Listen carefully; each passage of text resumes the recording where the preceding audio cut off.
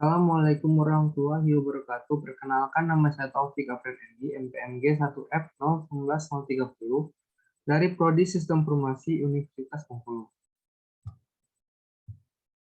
Pada kesempatan kali ini, saya akan membahas tentang Enterprise Resource Planning atau ERP, solusi sistem informasi terintegrasi. Yang pertama yaitu konsep dasar ERP. Sistem ERP adalah sebuah terminologi yang diberikan kepada sistem informasi yang mendukung transaksi atau operasi sehari-hari dalam pengelolaan sumber daya perusahaan. Sumber daya tersebut meliputi dana, manusia, mesin, suku cadang, waktu, material, dan kapasitas. Kemudian pertimbangan dalam memilih perangkat ERP. Yang pertama, berapa besar ukuran volume transaksi ataupun proses bisnis maupun organisasi yang terkait dalam proses otomasi ini. Karena semakin besar dan semakin kompleks suatu proses bisnis, maka perangkat lunak sistem ERP yang akan digunakan haruslah sanggup memenuhi kebutuhan tersebut, terutama reliabilitasnya. Ini akan terlihat dari besaran platform perangkat keras yang menjadi prasyaratnya. Semakin kompleks proses bisnis, biasanya konfigurasi platform perangkat keras akan semakin menuntut lebih besar dan lebih kompleks juga agar kinerja throughput bisa tetap terjaga. Yang kedua yaitu pengalaman vendor atau developer dalam implementasi dengan perusahaan yang pernah punya proses bisnis yang sama akan sangat penting. Referensi dari pihak vendor untuk perusahaan yang punya proses bisnis yang sama dapat digunakan sebagai pembanding. Ini sangatlah penting mengingat implementasi ERP adalah investasi yang tidak akan kembali dalam waktu cepat. Jangan sampai menyesal di kemudian hari. Yang ketiga yaitu tidak selalu vendor atau developer besar merupakan jaminan bahwa produk dan delivery pasti bagus. Namun yang paling penting adalah kemampuan vendor atau developer itu mengenal proses bisnis, nyaman dalam pendefinisian proses dan juga mengenal titik-titik kritis saat implementasi. Kemudian yang keempat, hal terakhir yang perlu dipertimbangkan juga adalah dukungan teknis dari perangkat lunak itu sendiri. Sejatinya, sebuah perangkat lunak haruslah mempunyai skalabilitas dan kontinuitas support yang baik.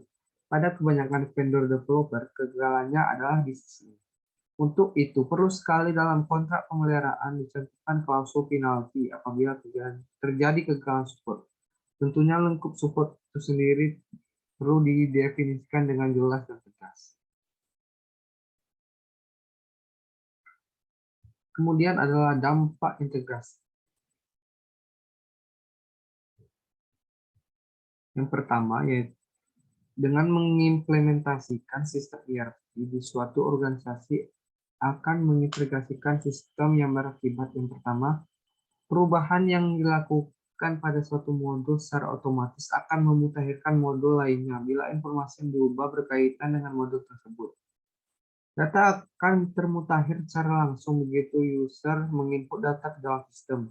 Hal ini yang dikenal dengan istilah real-time processing. Yang kedua yaitu integrasi secara sistem bisa terjadi dengan syarat bahwa seluruh perusahaan harus menggunakan satu sumber data yang sama, baik untuk data pelanggan, data produk, maupun data vendor. Yang ketiga yaitu transparansi data. Semua user mempunyai akses ke sistem akan dapat melihat semua sistem informasi yang paling mutakhir setiap saat diperlukan, walaupun informasi tersebut dapat diinput oleh user lain. Kemudian adalah implementasi ERP menggunakan Copilot. Pertama yaitu adalah login user. Untuk login, maka perlu login sebagai super user atau case sensitive dan passwordnya yaitu sistem. Compiler akan mengingat data login ini. Kemudian pada tab default, kolom role diisi dengan Garden Word Admin. Yang kedua yaitu navigasi Windows. Untuk membuka Windows Self Order, Anda dapat menekan Ctrl Enter di area yang berwarna kuning pada search area. Lakukan klik 2 kali atau double klik pada deretan menu di sebelah kanan atau mengklik pada shortcut di lajur sebelah kiri. Kemudian yang ketiga yaitu persediaan. Ketersediaan produk dan perubahan harga berdasarkan pada dasar harga pada customer atau price list order. Untuk itu dipilih produk dan tekan OK atau cukup dengan mengklik 2 kali pada baris.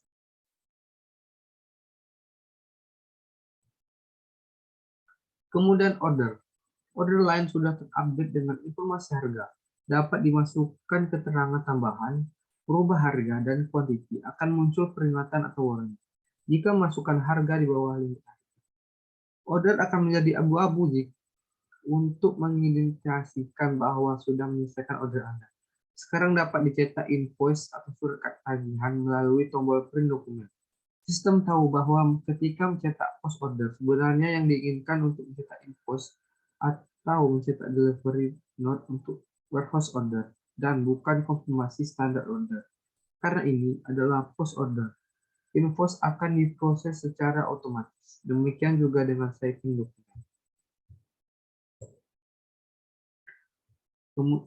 Kemudian mencari customer dan invoice. Pada bisnis partner info, jika enter ditekan akan terlihat semua customer. Mohon dicatat bahwa semua customer baru berwarna merah karena belum memiliki tagihan atau credit line. Kemudian memasukkan nilai pembayaran atau payment amount. Layar payment sudah terupdate bersama customer dan nilai pembayaran. Misalnya customer lupa untuk mengirim 75C dari total tagihan $23,75, maka dicoba mengoreksi nilai pembayaran menjadi $23. Perbedaan 0,75 akan muncul sebagai write off setelah keluar dari queue, alias dihilangkan. Jika memang ada diskon pembayaran yang valid, sistem akan menyarankan pengurangan nilai pembayaran dengan valid diskon pada hari pembayaran di field diskon. Sistem membedakan antara diskon payment yang telah ditentukan dengan pembayaran singkat yang akan Anda write off. Juga tetap harus menjaga balance. Kemudian yang ketujuh itu adalah pelaporan, di mana source untuk payment allocation report ada dua masukan, yaitu satu untuk Windows dan satu untuk Summarize Payment Allocation Report. Dialog pilihan akan muncul untuk masuk ke business partner merupakan opsional. Boleh iya, boleh tidak, sehingga cukup tekan OK. Jika lebih suka parameter pilihan tambahan yang lain untuk report, dapat ditambahkan dengan mudah. Sekarang report nampak lebih baik, sehingga terlihat di sini invoice mana yang telah dibayar serta dengan metode pembayaran, cek transfer, dan lain-lain, ataupun tunai. Baiklah, itulah yang dapat saya sampaikan. Terima kasih. Wassalamualaikum warahmatullahi wabarakatuh.